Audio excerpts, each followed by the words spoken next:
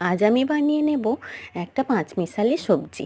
কারণ আমাদের রান্নাঘরে অনেক সময় অনেক রকমের সবজি থেকে যায়, আর সেই সব সবজিগুলো সব একসঙ্গে দিয়ে যদি আমরা একটা তরকারি করে নিতে পারি তাহলে ক্ষতি কী। আর আমরা মহিলারাই জানি যে আমাদেরকে একসঙ্গে কত কাজ সামলাতে হয়, শুধু রান্না বাড়াই নয়, অনেক রকমের কাজ আমাদেরকে করতে হয়, তাই হাতেও কম সময় থাকে।